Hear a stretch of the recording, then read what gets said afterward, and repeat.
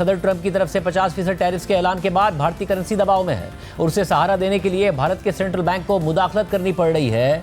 Market में dollar बेचने पड़ रहे हैं। वहीं इन टैरिफ की वजह से भारतीय वज़ीर-ए-आज़म नरेंद्र मोदी के मेक इन इंडिया मंसूबे को भी खतरात से दो चार होने का खदशा जन्म ले रहा है, क्योंकि रॉयटर्स के मुताबिक भारत का अंदाजा है कि अमेरिका को बरामद की जाने वाली तकरीबन 55% भारतीय मसनूआत को ट्रंप के टैरिफ्स का सामना करना पड़ेगा, जबकि अमेरिका ने भारत के बरक्स चीन पर आए टैरिफ्स को एक बार फिर 3 माह के लिए मुअत्तल कर दिया है, जिससे भारत की चीन का मुतबादिल बनने की ख्वाहिश को भी बड़ा धचका लगेगा। ऐसे में बरतानवी अखबार फाइनेंशियल टाइम्स की रिपोर्ट में कहा गया है कि सदर ट्रंप के टैरिफ्स मोदी की मेक इन इंडिया ड्राइव को खतरे में डाल रहे हैं। बरतानवी अखबार फाइनेंशियल टाइम्स की रिपोर्ट में मजीद लिखा गया है कि अमेरिकी सदर ट्रंप की जानिब से भारतीय दरामदात पर 50% से ज्यादा के सख्त टैरिफ्स का ऐलान करने के बाद दुनिया के सबसे ज्यादा आबादी वाले मुल्क के बड़े मैन्युफैक्चरर्स को अपने सरमायाकारों और अमेरिकी क्लाइंट्स की तरफ से घबराहट भरी कॉल्स आने लगी हैं।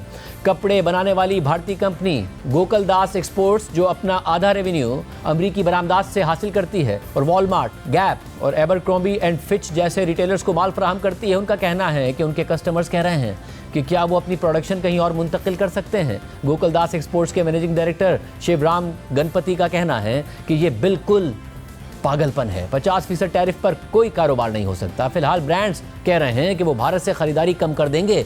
उनके पास वियतनाम, बांग्लादेश और श्रीलंका जाने के ऑप्शन मौजूद हैं। भारतीय इंडस्ट्री का एक बड़ा हिस्सा घबराहट में है, क्योंकि अमेरिकी सदर ने 6 अगस्त को भारत की दरामदात पर इजाफी 25% टैरिफ का ऐलान कर दिया, जो 27 अगस्त से नाफिज हो जाएंगे। और ये 25% की उस ड्यूटी के अलावा हैं जो इस माह के आगाज में लगाई गई थी।